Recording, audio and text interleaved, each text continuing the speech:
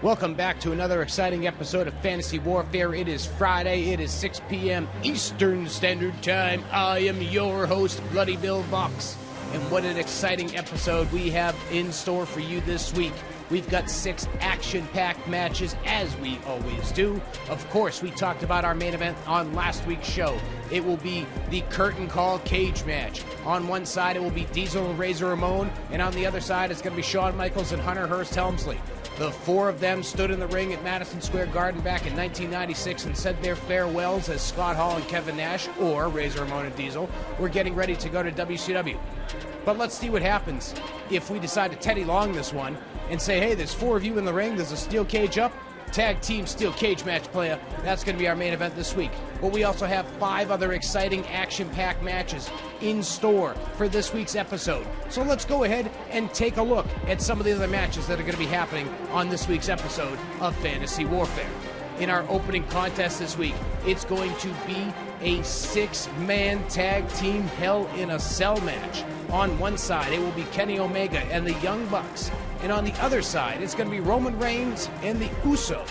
It will be the Elite and the Bloodline in a Hell in a Cell match to kick things off.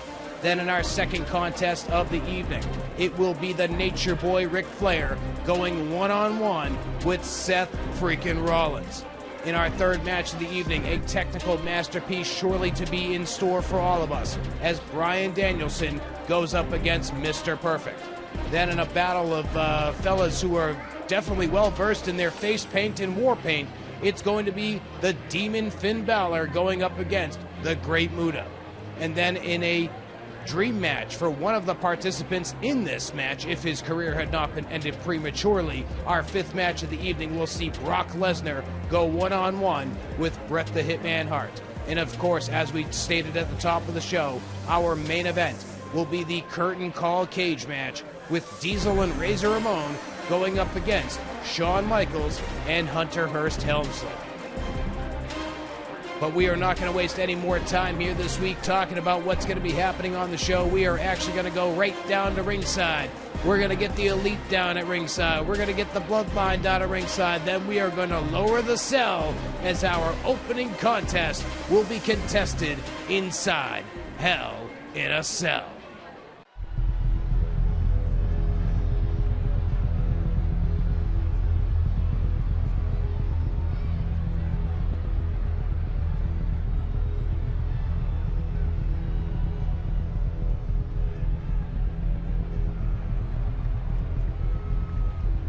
Welcome down to ringside, everybody, for this week's edition of Fantasy Warfare. As you can see, the cameras are swinging around and getting you the view of the structure known as Hell in a Cell, as we kick things off this week with a six-man tag team Hell in a Cell match pitting the Elite. Here come the Young Bucks against the Bloodline.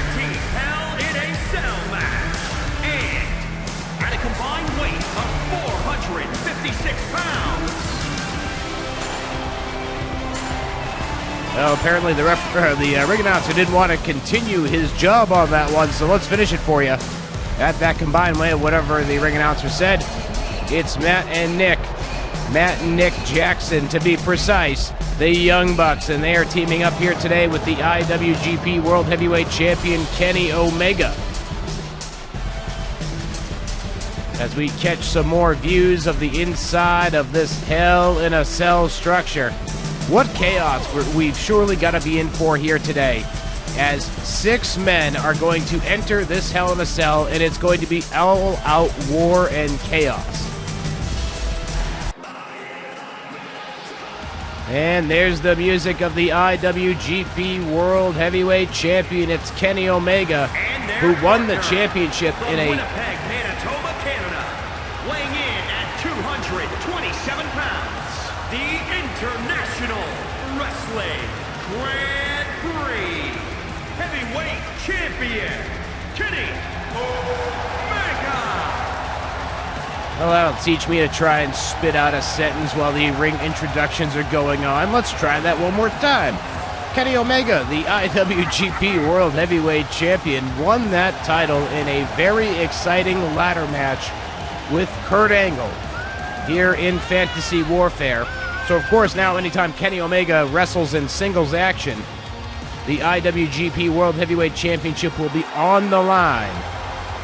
But that title is not on the line here this week, as it will be the Elite and the Bloodline inside of Hell in a Cell. As I was saying, what chaos this is going to be. We got Kenny Omega, Nick and Matt Jackson, Roman Reigns, Jey Uso, and Jimmy Uso. Jimmy and Jay, the Uso brothers.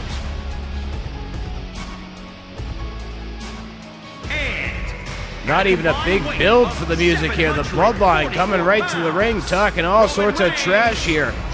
Roman looks like he's feeling good.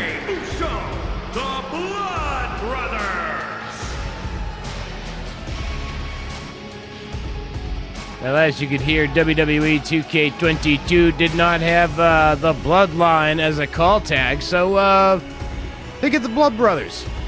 Because, you know, kind of the same idea to some degree. Definitely to some degree.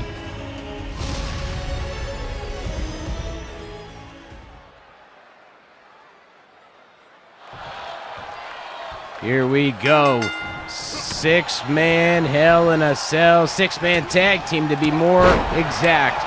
I don't even know how you call this one, because look at this already. There are fists flying, there are hands flying, elbows were just flying. We got collar and elbow tie-ups, we got kicks, we got punches, we got fireman's carries. We got whatever the hell that was out of Kenny Omega, looked like a fisherman's buster. I don't even know how you call this one.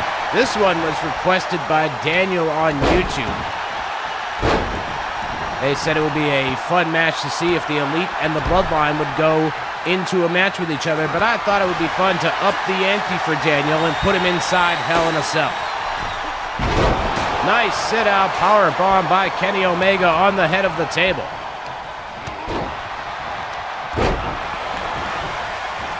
What do we got going on here? Oh, ripcord knee to the face by Kenny Omega into the cover on Roman. Very early cover attempt, but I feel like that's what you got to do in this one. You got to try to get that early victory because there's always going to be somebody around to break up your pin attempts. You know, these are teams of 3 working together. It's not an elimination sudden death style. It's all-out war. We've got a chair in there now.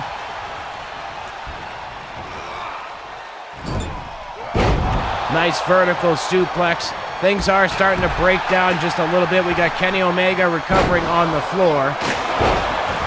Nice chair shot there. Swing and a miss. And a block. Things are absolutely crazy in this world sometimes because apparently you can just, put up a forearm and block a chair shot and everything's fine. That's why we call it fantasy warfare, friends. The unimaginable goes down. The wild life happenings that you wouldn't expect in a normal professional wrestling match, they occur here at Fantasy Warfare, like blocking a steel chair shot with your forearms. These things happen. They're possible here. Anything is possible if you dream here in Fantasy Warfare.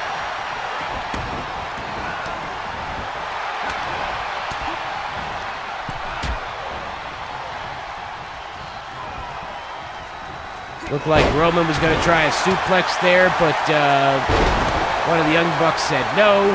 Kenny Omega back on Roman Reigns. I think it's kind of interesting that so far in this match, the tag teams have paired off with each other while the single stars are paired off with each other. You know, you would very much expect Kenny Omega and Roman Reigns to have a matchup situation, and you would expect the Usos and the Young Bucks to have a matchup situation if these teams were able to go, well, 1-on-1 in one case and 2-on-2 in the other. I certainly wouldn't expect to see, Nick Jackson against Roman Reigns or Kenny Omega against Jey Uso. Although no slight against Jey Uso there, main event Jey. I think we got somebody in a cover there. The referee was in great position. We get another cover. I think that was Roman Reigns being covered, but our view was obstructed by one of the Young Bucks. Like I said, this match is just all-out chaos to try and call.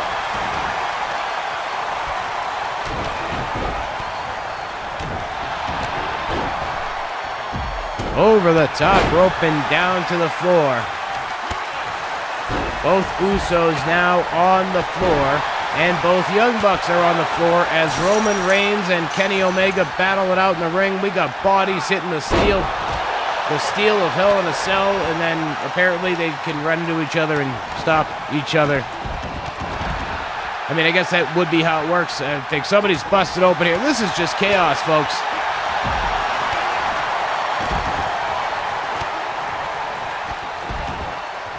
But it's exactly what you would expect here in Fantasy Warfare. What do we got going on here? Oh my goodness, devastating double arm pile driver by Kenny Omega on Roman Reigns. One-winged angel. Oh, yes it is. Down into the cover on Roman. We get a cover too. And Roman Reigns kicks out of the count of 2.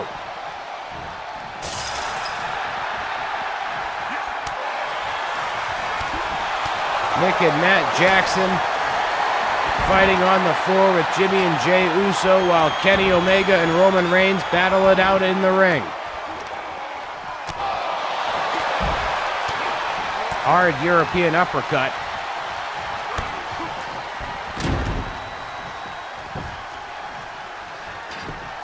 Oh my goodness, is there going to be a powerbomb out to the floor? Nope. No powerbomb out to the floor. I thought Kenny Omega was about to powerbomb some Roman to the floor, but instead he throws him at the damn Hell in a Cell. Kenny Omega showing a great feat of strength on that one, press slamming Roman Reigns over his head, out of the ring, into the Hell in a Cell wall.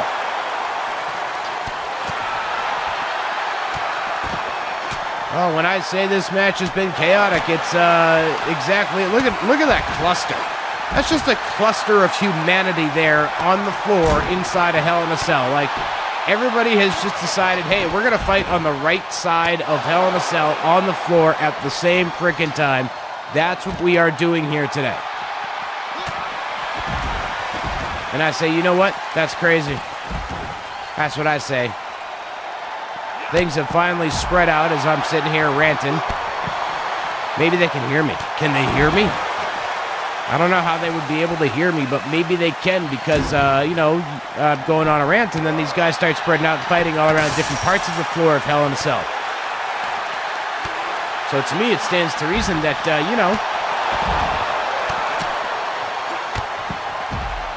maybe they can hear me. I'm not freaked out. You're freaked out. Oh, Roman goes into the steel cage of the Hell in a Cell, right into the cage wall, baby. And Roman sends Kenny Omega out to the outside of Hell in a Cell. This match is officially spilled out to the floor. Like, literally, outside. Although Roman and Kenny seem to just be in kind of a holding pattern there. You love that WWE 2K22. The Young Bucks and the Usos remain inside of Hell in a Cell as Roman Reigns and Kenny Omega have taken the battle. Like, outside, we got an Uso splash in the ring. We got a cover. 2 and 3. The Bloodline picks up the victory here inside Hell in a Cell. Out of freaking nowhere with the Uso splash. Big time down across the midsection. Caving in the lungs. Catching away the air. What a chaotic Hell in a Cell match it was to kick things off. There you see the splash that won it all. Jimmy Uso, Jey Uso, and Roman Reigns and Kenny Omega have fought off into the crowd. We've got an exciting week of action here this week on Fantasy Warfare. Don't you dare go anywhere. The action continues coming up next.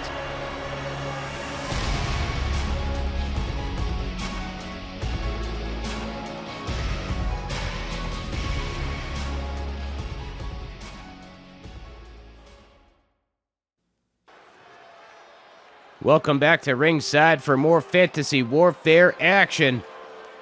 We've got the World Heavyweight Championship about to be on the line. Is scheduled for one fall and is for the National Wrestling Alliance World's Heavyweight Championship. Making his way to the ring from Charlotte, North Carolina, weighing in at 245 pounds, the Nature Boy.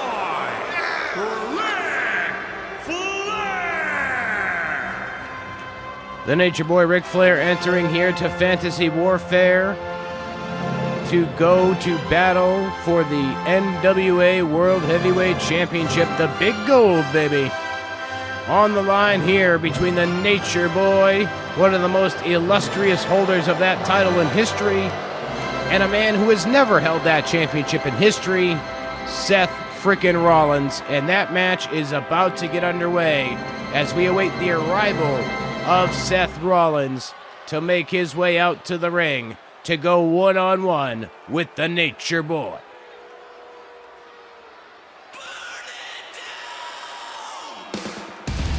And there you hear it, the cries to burn it down. Here comes the visionary, the architect, Seth frickin' Rollins.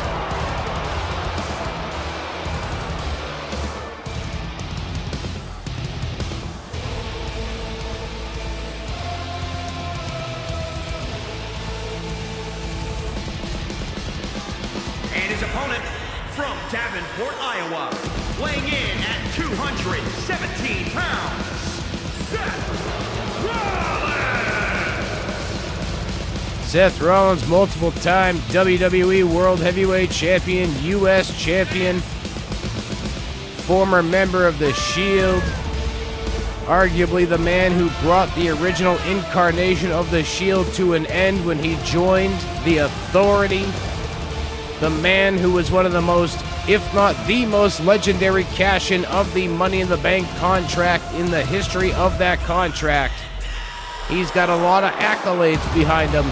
Can he add NWA World's Heavyweight Champion at the hands of defeating Ric Flair in Fantasy Warfare to his resume? I mean, it's his Fantasy Warfare resume, but it's still a resume nonetheless, and one that should count for something.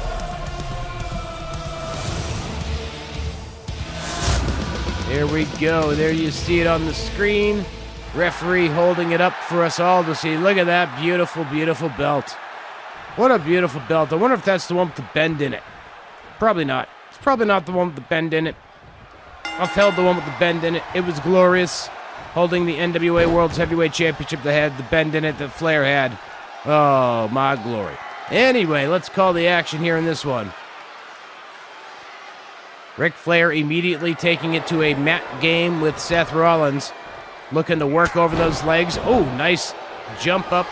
Kick to the back of the head by Seth Rollins. Flair's going to want to work those legs, though. Oh, hey, Ric Flair countering somebody on the top rope. Usually it's the other way around when Flair does that. Boot to the midsection by the Nature Boy. Nice. Oh, nice counter by Seth Rollins. Thought we were going to get a butterfly suplex by the Nature Boy, but instead Seth Rollins says, nah. I'm going to counter that into an arm drag. Flair with a counter. Punch to the midsection. Grabbing that leg of Seth Rollins, snapping it back, looking to stress out the hamstring of Seth frickin' Rollins. Flair now seeking an early submission victory here. I was going to say, I think it's too early for that. I think Seth will find a way out of it. Oh, devastating DDT. But Flair very smart though. He knows that you gotta chip away at the body. You know, go for early submission. Some jabroni like me up in a commentary booth says, it's too early to go for a submission hold. But he's thinking long term there, brother. He's going to work that spine over so that way he can do something as simple as just stressing you a certain way and you're like, oh my God, that was the thing I needed. That was the thing I needed to tap out. Ow, ow, ow, ow, ow. You know, these are the things that these professionals go through in the ring. They think of the long game. We sit here and call it. We're like, it's too early to match. But, Nature Boy Ric Flair's like, hey, shove it up your butt, buddy. Anyway, back to calling the action. Ric Flair with a cover, and not even a 1 count. Maybe he was distracted by the rant here with the commentary booth, but at the end of the day, I was saying he's smarter. That's really what it was. Anyway, Seth Rollins with an Irish whip, and nobody hits the ropes because of the perpetual glitch with that one. Good times. Oh, Seth Rollins makes up for it, though, draping Flair over the top rope. What's he looking for? He's setting up. He's lining up. Okay, Flair's down to a knee.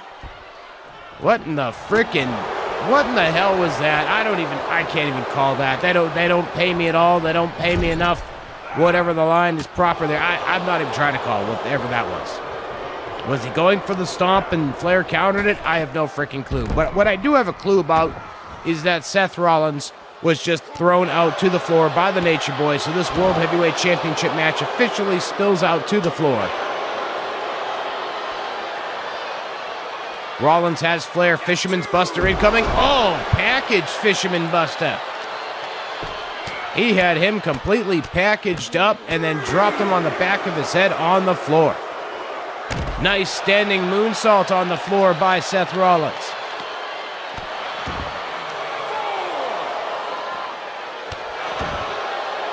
We've still got 4 more action-packed matches here to come this week, including our main event of the week, the Curtain Call cage match.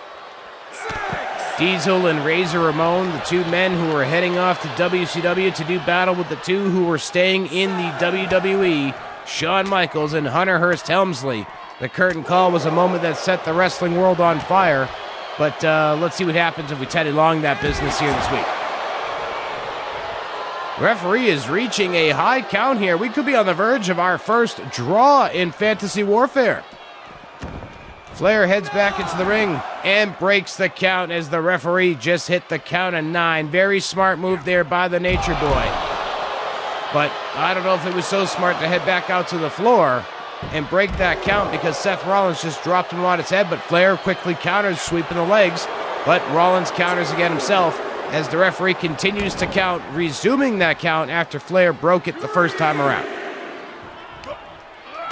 Oh, hard knee, or excuse me, elbow to the knee. Hard knife edge chopped by Seth Rollins, who then hits a nice super kick right to the jawline of the Nature Boy. Could make sucking back that post-game cocktail a little tough if your jaw's out of place. Referee once again reaching a high count in this one. These guys got to be careful. Championships can't be decided on the floor.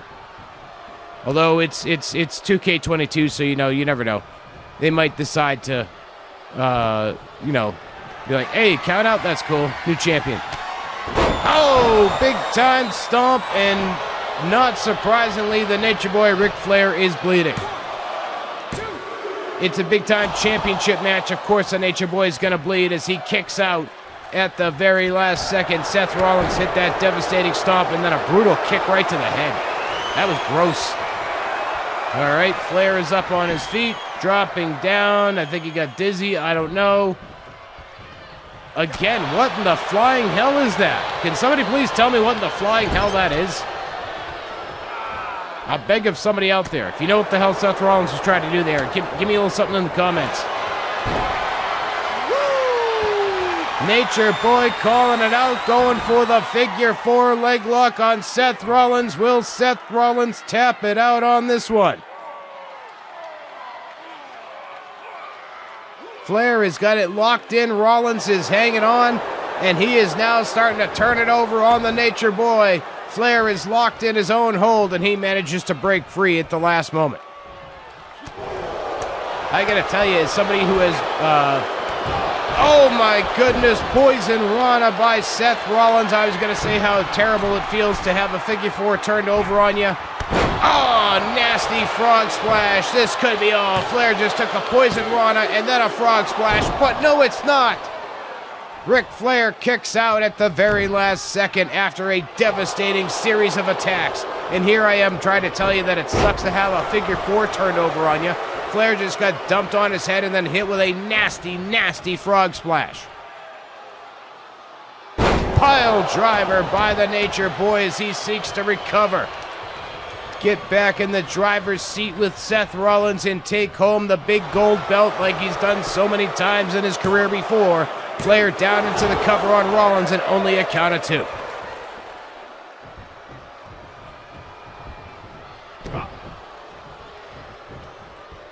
Oh, nice jerk of the arm there by Flair, looking to hyperextend the shoulder and the elbow, turning it in, turning it out, whipping it around, and Flair now going for the figure 4 one more time.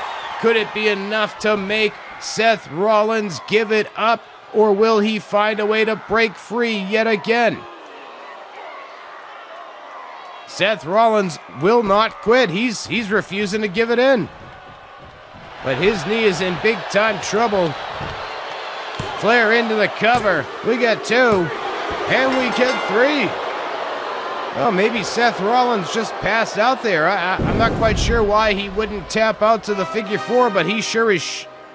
Excuse me. We almost swore in the commentary, which will happen from time to time, I'm sure, but I caught myself on that one. He sure as hell wasn't going to give it up on the figure 4. But ultimately, it must have been the pain that got to him as the Nature Boy Ric Flair wins the World Heavyweight Championship here in Fantasy Warfare. Coming up next, ladies and gentlemen, we continue the action with the Intercontinental Championship on the line when Bryan Danielson goes one-on-one with Mr. Perfect. They're battling it out for the modern design of the title. And that match comes up next here on Fantasy Warfare. Don't you dare go anywhere. We'll be right back, and maybe I'll be able to learn how to speak before we come back. Heavyweight champion, the Nature Boy, Ric Flair.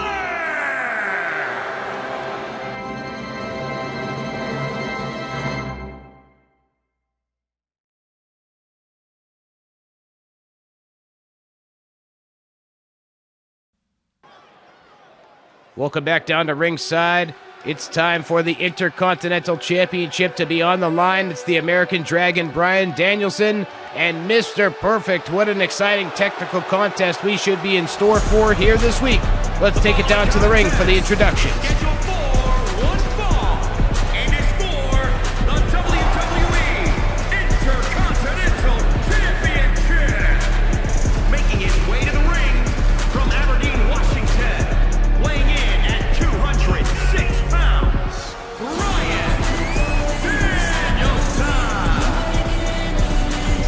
The American Dragon, Bryan Danielson, stepping foot back into a WWE 2K22 ring. The last time we saw him in a WWE 2K ring, he had an entirely different name. But he's here this week to surely put on a technical display against one of the greatest to ever lace up their boots and hold the Intercontinental Championship, and that is none other than Mr. Perfect. Here he comes.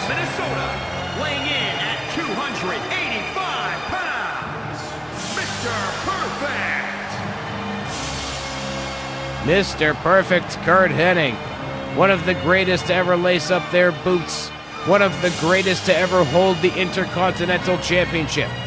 And to those of you who have followed Bloody Bill Vox, your host, that's me, on social media, you know that I have repeatedly cited Mr. Perfect and the Texas Tornado at SummerSlam 1990 as being the match that got my attention when it came to not only professional wrestling, but also to the Intercontinental Championship.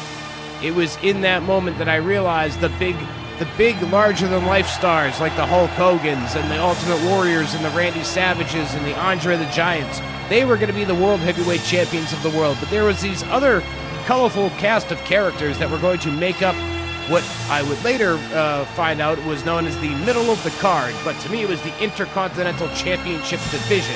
And Mr. Perfect and the Texas Tornado at SummerSlam 1990 basically are the reasons I became such a fan of that title and such a fan of the original design. Of course, you see there the modern design of the Intercontinental Championship. Depending on which circles you talk to, folks either love it or they hate it. I personally like the look of the current Intercontinental Championship. There really has never been an Intercontinental title that I did not enjoy. I wasn't initially a fan of the more oval-shaped title that replaced the classic Intercontinental Championship in the 2000s, but it definitely grew on me, and it is now up there in terms of a favorite design. But enough about belt design love, because we could literally do an entire show talking about favorite belt designs.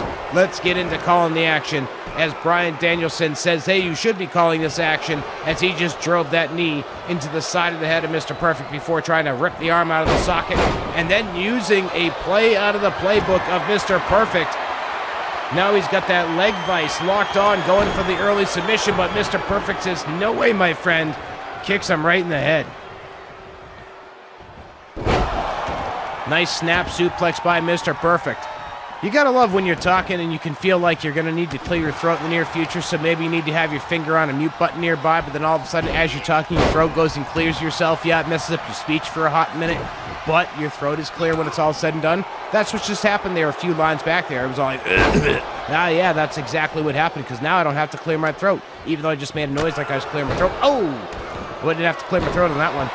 It was for dramatic purposes, entertainment purposes, if you will. Not sports entertainment, just entertainment. Mr. Perfect, he's got him up, and big-time pile driver. These boys are coming out of the gate hot and heavy. They are not wasting any time pulling out the big plays. Danielson going for early submissions. Mr. Perfect just devastating offense. These guys want to put it away early. And the winner walks away with the Intercontinental Championship, that modern design, and of course, whoever it is that walks away with the Intercontinental Championship here in this match, anytime they are in action on Fantasy Warfare going forward, they will defend that championship. It's going to get to a point where we're going to have nothing but title matches every week, but that's okay, because that's fantasy, baby. Fantasy is fun. We don't have to worry about conventional wrestling rules here in Fantasy Warfare. We just go out there and put the matches on. Titles, no titles, gimmicks, no gimmicks, doesn't matter. Whatever we can dream up, whatever I can think of, whatever the viewers can think of, that's what we present here in Fantasy Warfare. Doesn't matter if it makes sense always.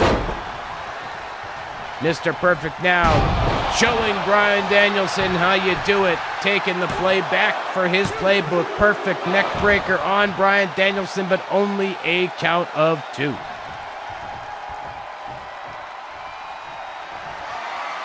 Perfect now heading up to the top rope. Danielson down. Oh, nice. Devastating flying knee drop by Mr. Perfect, but Bryan Danielson counters with a kick to the head. Mr. Perfect back up on his feet with an offense that included knife edge chops, hard jabs, and uppercuts. Oh, damn. The running knee out of nowhere. This could be all for Mr. Perfect. It's not. He is busted wide open, though. That knee just came in and nearly caved his skull in.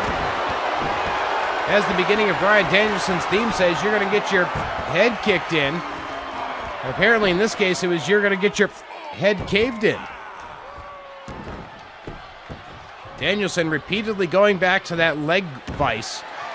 Very smart, though, because if you take away one of the legs of Mr. Perfect, he's going to have a very hard time delivering the perfect plexes. Danielson, I don't know what the hell he was thinking of that one. He did a flying knee drop and jumped out about 2 inches. Perfect plex by Mr. Perfect. He's into the cover. And only a count of 2. Certainly won't see the cliche line, I've never seen anybody kick out of the perfect plex, but I'll be damned if I can cite somebody right now, so I'll tell you that much. The perfect plex is kicked out of so little that I can't even tell you the last time that happened. Which would be a much more sensible commentary line for people to give instead of always saying, I've never seen anybody kick out of that one. Hey pal, it actually happened 14 times last year. Bryan Danielson tried to literally choke the life out of Mr. Perfect in the corner before going into a cover, and now it looks like he's going for the label lock. Yes, he is, but the rope break saves Mr. Perfect on that one. Irish whip sends Perfect into the corner. Back elbow by Mr. Perfect on Bryan Danielson. Snapmare going for the perfect neck breaker again. Yes, he is.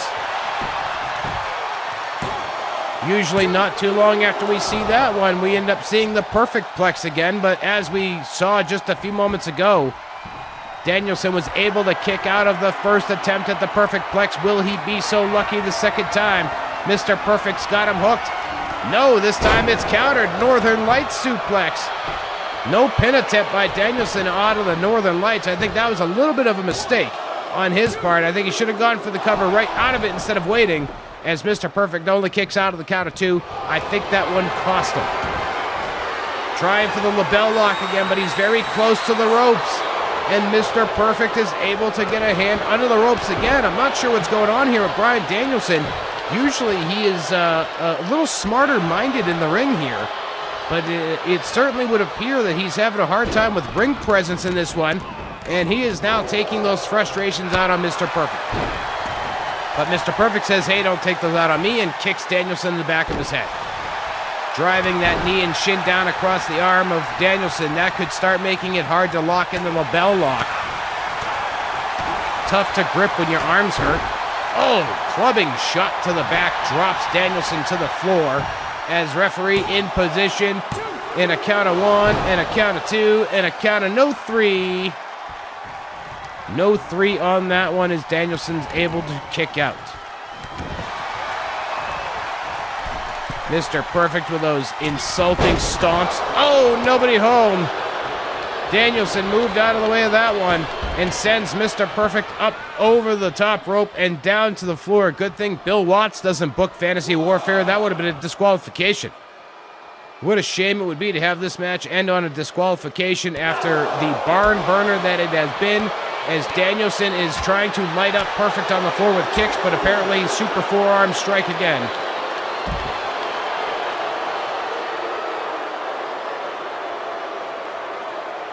Danielson lifting Perfect to his feet.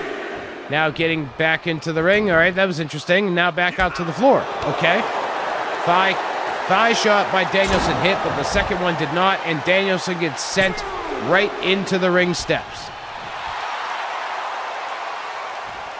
Mr. Perfect taunting Danielson from the ring. Danielson not moving on the floor. As Mr. Perfect goes back out to the floor, Danielson ducks that knife edge chop.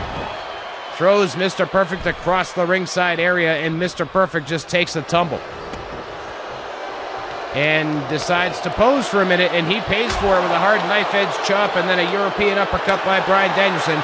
But he returns fire with a knife edge chop of his own on Danielson, who misses a kick.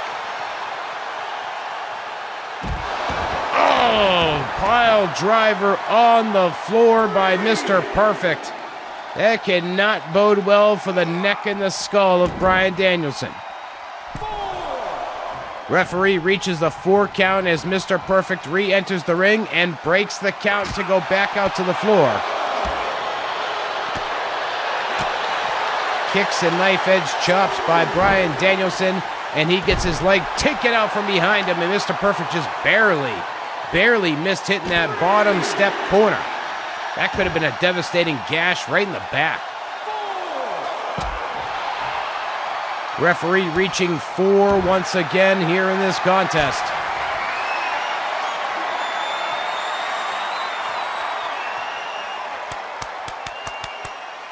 Danielson tapping out on the floor, but it does not matter at all because this is not a Falls Count Anywhere match, but you did just see it. Danielson tapping out to that knee to the back clutch.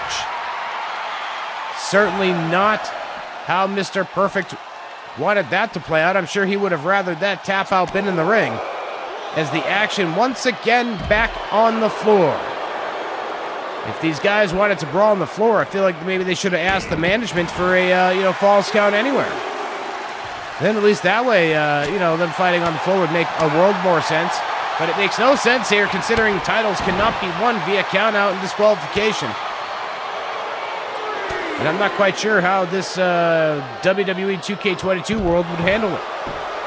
Knowing this world, knowing this game, it'd probably be enough to crash the whole damn thing. Like, it would just evaporate. My game disc would go, pfft, be gone. Be like, see you later. We're out of here.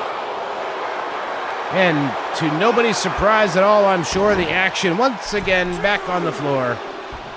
As Mr. Perfect re-enters the ring. And he calls for Danielson to come back in the ring. Danielson back in. Mr. Perfect catches him. He grabs him, hooks him up. He's got him. Perfect plex. Caught Danielson coming in. Perfect plex. And that is enough as Mr. Perfect wins the match. Catching him out of nowhere with the perfect plex. I think he lured him into that one. Danielson came running back into the ring. He got caught. He got hooked. He got pinned. What a contest here with Mr. Perfect coming out on top, but the action will continue in just a few moments when we come back for our next contest. It's going to be a battle of the men in their face paint.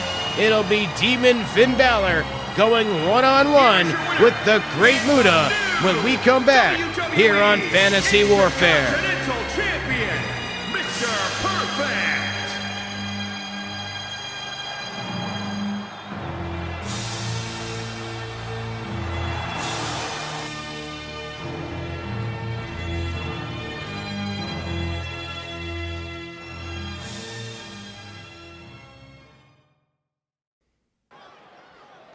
Welcome back to Fantasy Warfare. What an exciting contest we have on tap for you now. As the Great Muta gets ready to make his way to the ring to do battle with the Demon Finn Balor.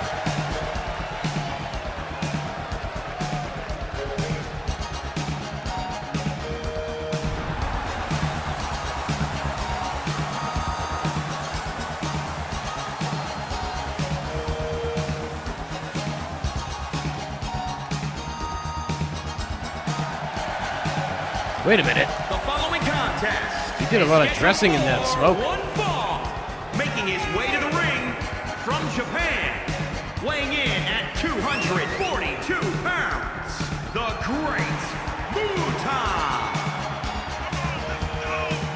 What a crazy sight that was. Great Muta comes out, no robe, no mask, no nothing. He throws a damn smoke bomb in the arena. Lucky the alarms didn't go off. And then magically, he's wearing his robe and his mask. What sort of where did all that stuff come from? It wasn't even on the stage when he threw the smoke bomb. Did it like spring up out of the smoke bomb? Is it like one of those sponges you add water to? I don't know, man. That was some crazy, crazy, great Muta business there. But speaking of some crazy, crazy business, here comes one of the most infamous personalities in WWE history, the Demon Finn Balor.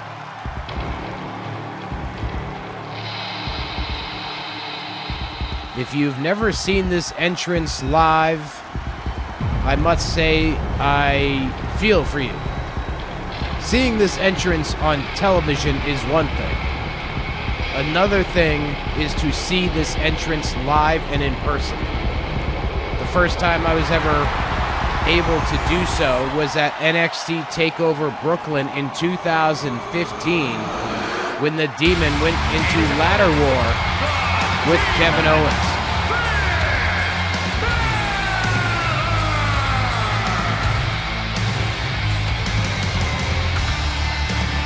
It is just quite the sight to see when he dons the Demon War paint for battle, and that is exactly what he has chosen to do here tonight for a singles war with the Great Muta. The Great Muta's career is rapidly approaching its official end in the month of January for Pro Wrestling Noah. The Great Muta will be involved in a series of matches, including one tag team match where he will team up with the Icon Sting. But here today, as part of Fantasy Warfare, the Great Muta will go one-on-one with the Demon Finn Balor. And what a contest this will be. Two men in their war paint battling it out for bragging rights here on Fantasy Warfare. While the Demon makes his entrance, we still have two more matches to come here this week on Fantasy Warfare. Coming up next will be a match that one of these participants has said was a dream match for him if he had not had his career ended prematurely. And that match that we're talking about is going to see Bret the Hitman Hart against one of his dream opponents, the Beast Incarnate, Brock Lesnar. And then, of course, in our main event, a tag team steel cage match in which the only way to win is for both members of the team to escape. It's going to be the curtain call cage match. Diesel and Razor Ramon, the team that was heading to WCW, against the team of Shawn Michaels and Hunter Hearst Helmsley, the team that was sticking around. Of course, we'll talk more about the curtain call during that match, but the idea for that one there is what would have happened if Teddy Long was the GM and said, now wait a minute, players.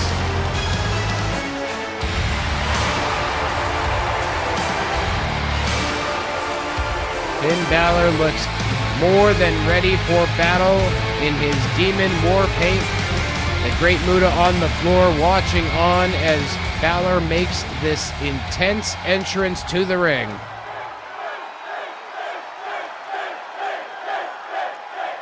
Crowd with some early Finn chants. Referee rings the bell and we are officially underway here in our fourth match of this week's episode of Fantasy Warfare. Finn Balor off to an early start here, tying up the arm of the Great Muta and then wrenching it backwards, looking to get that early offensive advantage over the Japanese legend, but Muta not having any of it as he counters early. Tries for a German, but Balor lands on his feet. Nice short elbow drop by Finn Balor. Boot to the midsection by the Demon. Hard elbow shot. Collar and elbow tie-up. Muta's got him up. Oh, devastating pile driver in the early moments of this contest. Now trying to rip that damn arm right out of the socket. Nice European uppercut by Finn Balor. Now he's got him hooked up. What's he got? Nice short snap suplex by the Demon. Balor now on top of Muta, raining down with the Fisto Fury. Tries for a stomp, but Muta rolls out of the way. Tries for a shoulder block, goes Muta, but Balor blocks it. A little bit of a dance going on here. Muta counters his way out with the old 3 elbow combo. Oh, brutal, brutal, brutal. Right on the back of his head. You could even hear the gasp from the audience on that one. Muta up to the top rope. Comes down with a flying knee. He caught Balor, but he also hit the canvas. That's why they call it high risk, folks. High risk, high reward. Balor managing the kick out there at just the count of one. Still very early in this contest. But of course, the object of any match is to get the victory. So Great Muta going to go for those pinfalls fast and furious. Muta now following Balor out to the apron. Could it be the old side suplex on the hardest part of the ring? It is. Muta now going for almost a submission hold, but then it looked like, I thought for sure we were about to see a dislocated shoulder on that one. Referee now starting the old 10 count. We've had a lot of matches head out to the floor so far.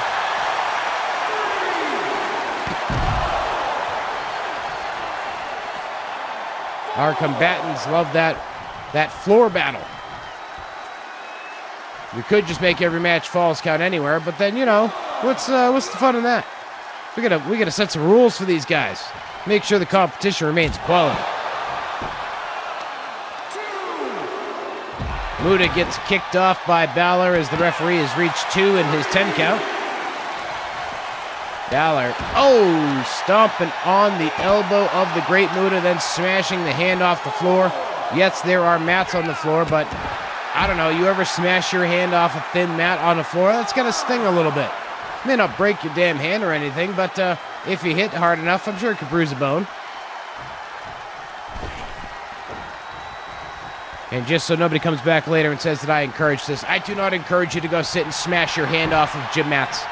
If you break your finger, or you break your hand or something, don't you come crying to old Bloody Bill. Muta rolls Balor back into the ring. He's got him up. Nice backbreaker. Backbreaker to the lower spine of Finn Balor.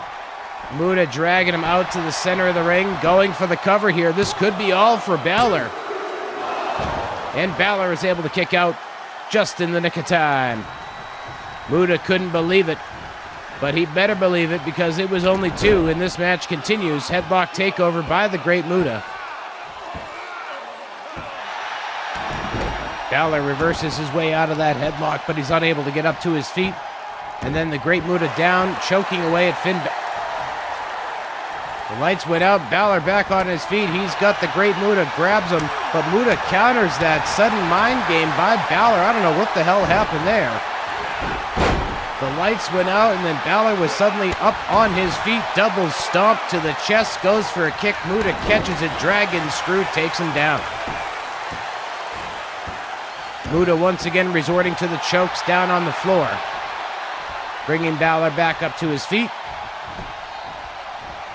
Another dragon screw, twisting and torquing that knee of the demon Finn Balor.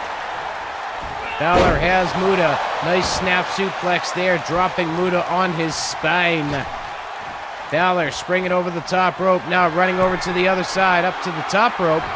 Coming down, and gnarly. He got caught right on the jaw by the Great Muta.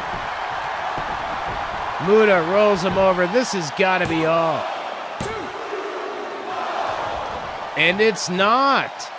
It's not all, as Finn Balor is able to kick out right before the referee's hand came down for that 3 count.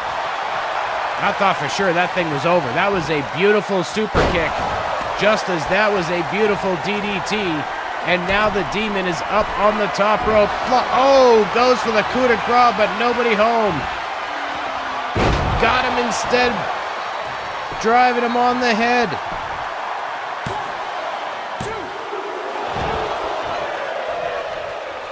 Muta kicking out on that one. Tried for that coup de grace, springboard coup de grace. We get a cover. This has got to be it. No, it's not. It's not all on that one. Gotta love Balor's resourcefulness going for that springboard coup de grace after the Great Muta moved out of the way of the first attempt. Now Muta heading up to the top rope.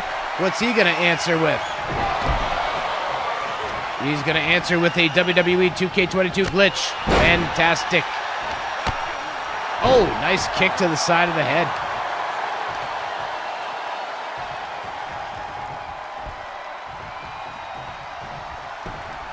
Muta rolling him over. Is he going for the Muta lock? He's got Balor locked up. He's tied up. Will Balor give it in? Yes, he does. I can't believe it. Finn Balor, the Demon, has just tapped out to the Great Muta here on Fantasy Warfare. Paint me shocked. Look at that beautiful super kick again. There was that missed coup de grace. He followed it up, dumping him on his head instead. Springboard coup de grace. But ultimately, it was a tap out. I still can't believe it, but folks, we got 2 more matches, including coming up next, the Excellence of Execution against the Beast Incarnate as Fantasy Warfare continues next.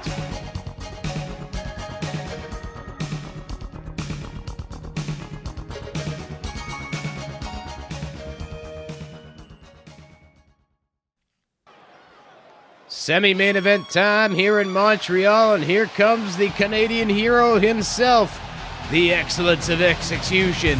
The best there is, the best there was, the best there ever will be. The following contest is scheduled for one fall. Making his way to the ring, representing the Hart Foundation from Calgary, Alberta, Canada, weighing in at 235 pounds, one half of the World Tag Team Champions, Bret the Hitman Hart! Bret the Hitman Hart, one half of the WWE World Heavyweight Tag Team Champions, the classic design of the belt, along with Jim the Anvil Neidhart, the Hart Foundation. Of course, anytime the Hart Foundation are in action here on Fantasy Warfare, those titles will be on the line.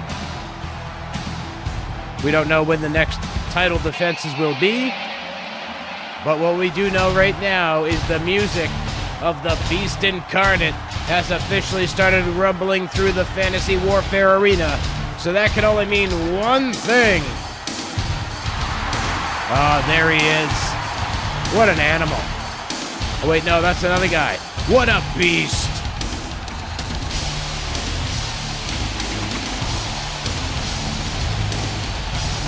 And his opponent from Minneapolis, Minnesota, weighing in at 295 pounds,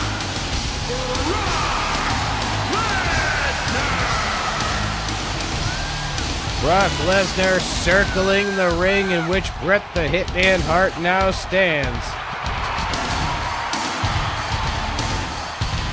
Look at that. Bret Hart is holding his place in the ring, though, as you can see as our cameras move around the Fantasy Warfare arena here in Montreal, Quebec, Canada. Brock is circling like a shark circling his prey, but Bret Hart holding it down.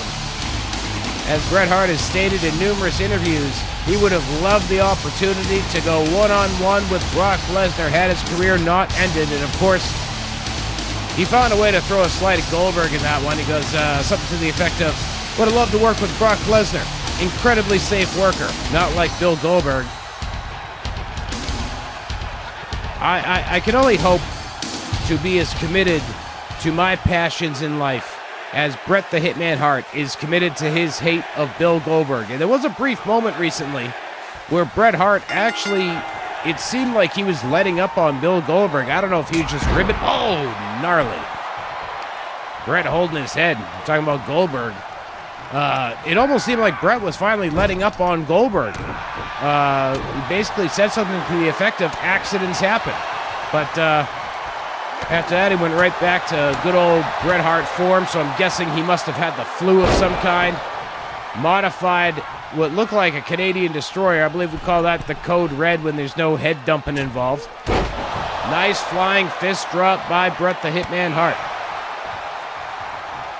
But, so yeah, Bret Hart seems to be back to normal. Feeling good again, ripping on Bill Goldberg every day of the week. You know, furniture guy brings him a new sofa. All right, Mr. Hart, here's your brand new leather sofa. And Bret Hart says something to the effect of, hey, you know what? I forgot to order the throw pillows for this couch. You know why I forgot to order the throw pillows for this couch? Because Bill Goldberg kicked my head to the 17th frickin' row at Starrcade 1999. I'm serious, that's probably real dialogue. Anyway, back to the match at hand here as Brock Lesnar gets countered by Bret. Bret with a falling reverse DDT, barely able to hang on to that one due to the sheer size and just width of Brock Lesnar's frame. That one had to be a tough reverse DDT for Bret Hart. Now Bret Hart hits the figure four. He's got Lesnar locked in it. Modified setup for it, though. Basically driving one of his foot up Brock Lesnar's booty hole. But it seems to have done its damage. Brock Lesnar got up, had a little bit of a limp to him. Suplex throw by the Beast. Not just a suplex, but a suplex throw. And then that time, it's a Fisherman Buster.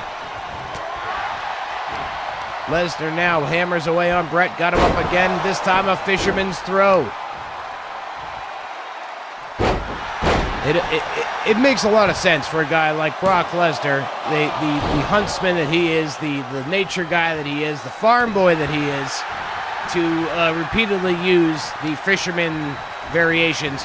And Bret Hart is about to take, he's on that trip to Suplex City, and he's about to get dropped off. There it is. Dropped off in Suplex City.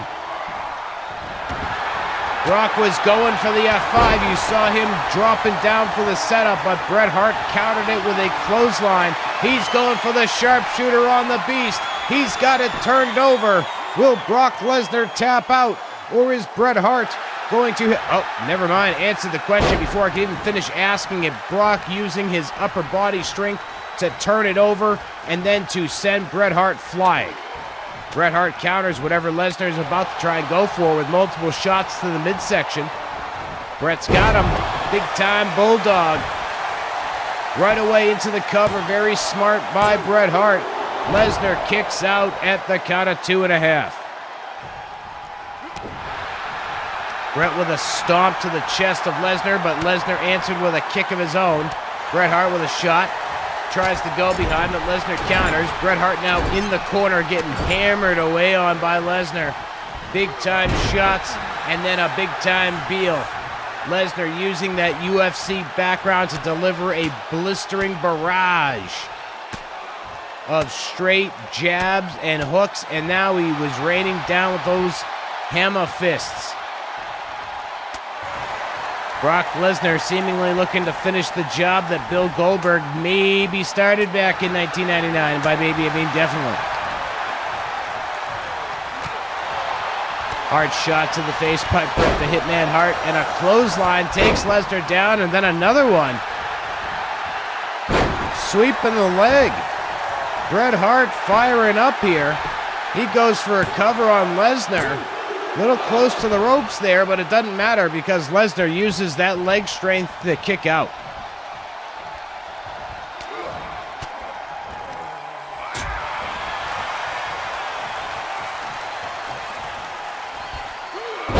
Oh, big time throw by Lesnar sends Bret Hart flying across the ring. Bret Hart driving his skull into the chin of Lesnar. Boot to the midsection. Nice DDT by the Hitman, driving Lesnar's skull first into the mat. He's going for that sharpshooter again. Second time, could it be the charm? Lesnar's locked in. Bret Hart's wrenching away. He's sitting in. Oh my goodness. Brock Lesnar. First, it was Finn Balor tapping out to the Great Muta in our last one, and now Brock Lesnar has tapped out to Bret the Hitman Hart here in our semi-main event this week on Fantasy Warfare. Man, I'm gonna need a minute to compose myself before this main event begins. I can't believe it. 2 straight submission finishes, and very surprising finishes at that, with Finn Balor and Brock Lesnar both tapping out here this week on Fantasy Warfare. But there will be no tapping out in our next match, our final match of the week, a tag team steel cage match, the curtain call cage match Diesel and Razor Ramon against Shawn Michaels and Hunter Hearst Helmsley, and it's coming up next.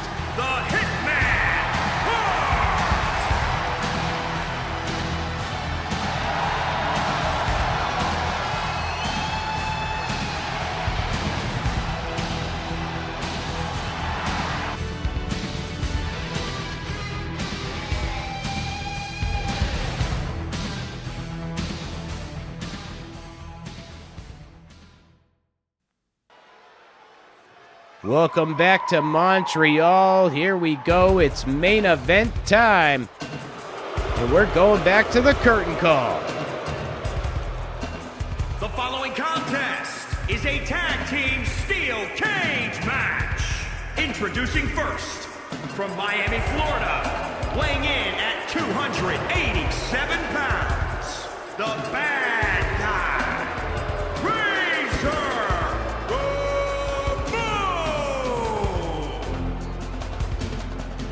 As we said, we're taking it back to the curtain call for this one, May of 1996. The final appearance of Scott Hall, a.k.a. Razor Ramon, and Kevin Nash, a.k.a. Diesel, in a WWF ring before they departed for WCW, where, of course, we all know how that turned out. The NWO would be born. But it was at Madison Square Garden in May of 1996.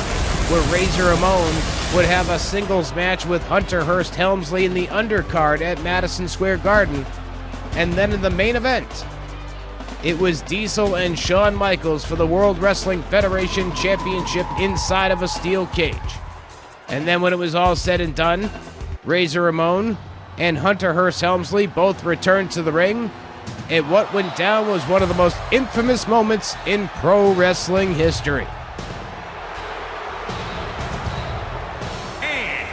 Representing Dudes with Attitudes, from Detroit, Michigan, weighing in at 317 pounds, Big Daddy Cool, Diesel! Oh, that one fan really loves Diesel, and understandably so.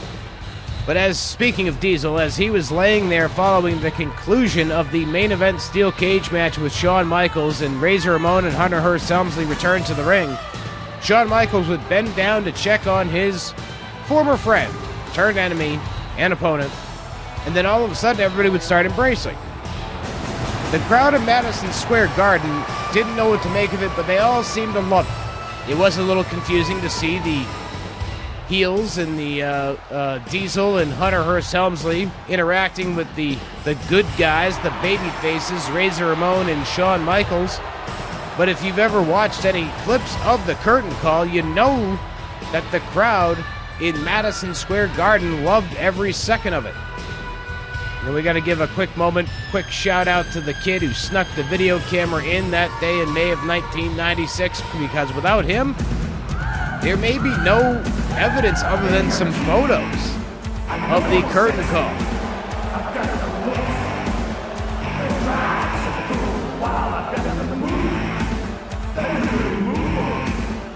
And representing Dudes with Attitude, from San Antonio, Texas, weighing in at 227 pounds, the World Champion, the Superstar. Shawn Michaels, the World Wrestling Federation champion, making his way to the ring. And as we were telling the story of the curtain call, it was Shawn Michaels who brought Diesel to his feet, essentially.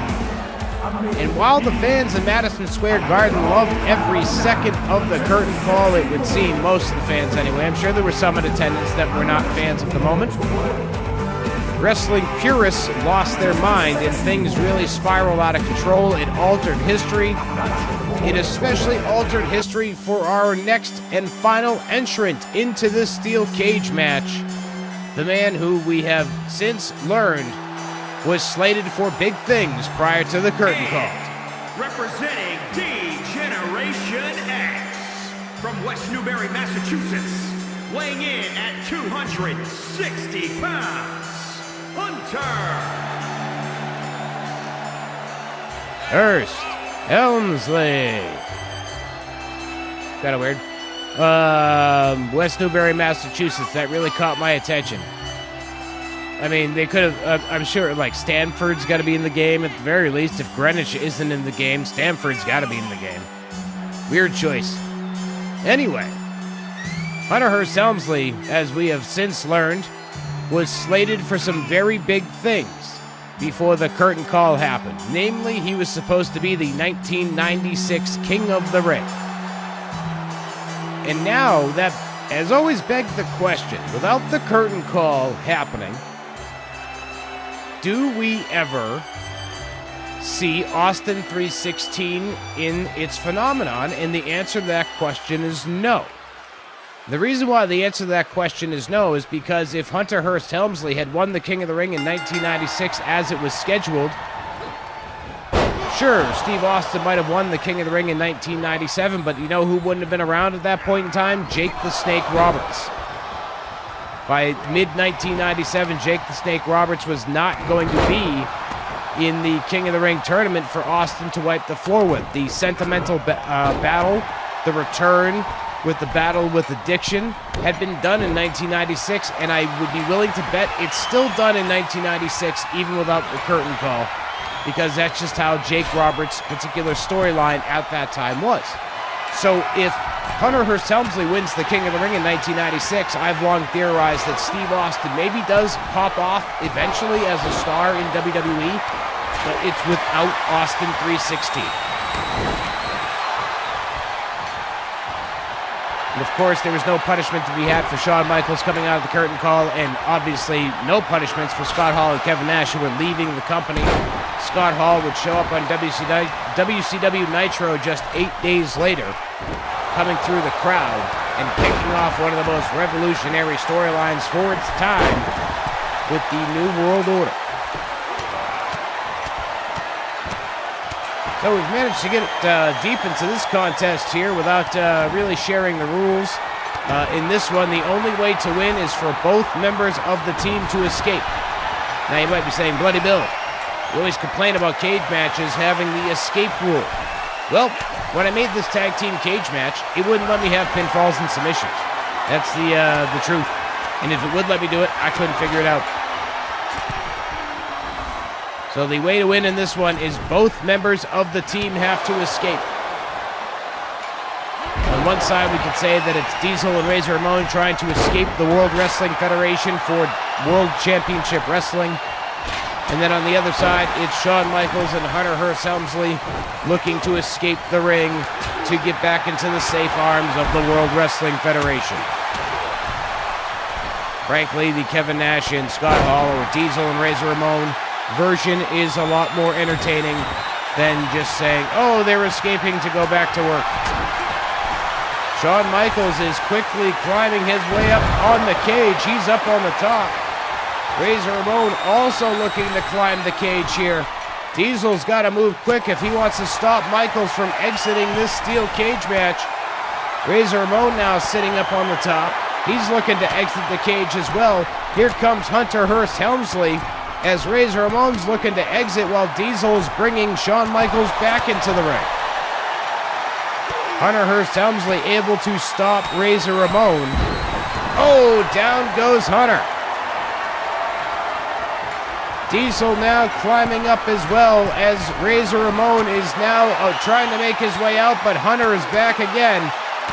Shawn Michaels and Hunter Hearst Helmsley stopping both. Now Diesel hanging that big leg down, looking to make his way out of the cage, but here comes Shawn Michaels once again. It's a heated battle here between these two teams. They're both looking to get the hell out of this cage.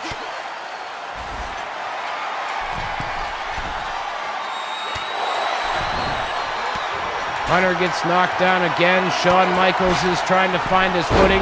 Razor is climbing back up to the top of the cage. Hunter is now going to try to stop Razor once again, and he does. Shawn Michaels up on the top, trying to lock up with nobody. He is shimmying his way across the cage. Oh, man, he just grabbed Razor by the skull, bashing his head off the top of the steel cage, and then Razor returns fire to him as well. These two are battling it out on top of the cage, and Shawn Michaels crashes back down onto the mat. Hunter trying to grab Diesel, and he does, but this could be the opening that Razor needs to get out of the cage. And it is.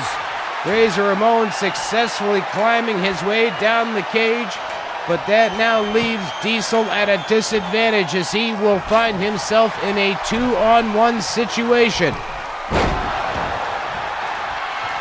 However, this is a good thing for Diesel and Razor as they now have the one-man advantage, but as you can see, Hunter Hearst Helmsley was guarding Diesel as Shawn Michaels is climbing the cage. Diesel's going to have to make a choice. There are two men climbing. He's going to have to choose to stop one of them. Hunter is on top of the cage. Shawn Michaels is on top of the cage, and Diesel does not know what to do about it. They played a successful game on Diesel. They confused the hell out of him. And Shawn Michaels and Hunter Hearst Helmsley with a 1-2 punch are going to win this cage match. There it is. Hunter Hearst Helmsley drops down moments after Shawn Michaels does. And in this curtain call cage match, great replay screen, yeah. Great replay of the crowd. Awesome. I love it. Great crowd there. Gotta love to see it. But in this curtain call cage match, it is the team that stuck around that takes the victory. What a main event this week here on Fantasy Warfare. Shawn Michaels and Hunter Hearst Helmsley take the victory.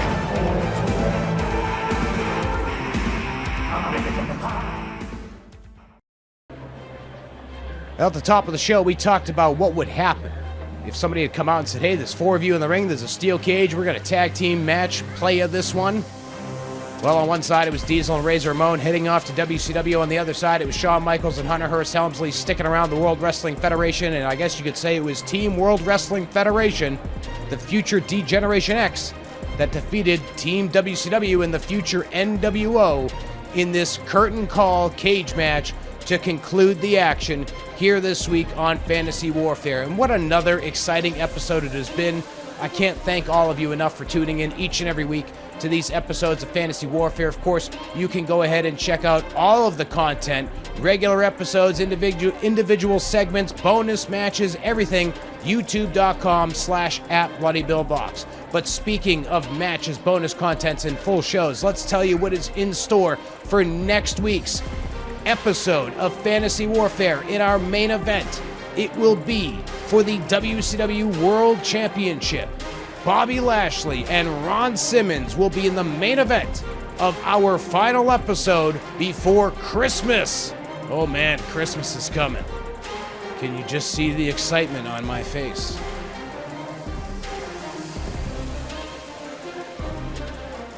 Yeah. But on that note, my friends, I'd like to thank you once again for joining me for another episode of Fantasy Warfare. It has been an exciting week yet again.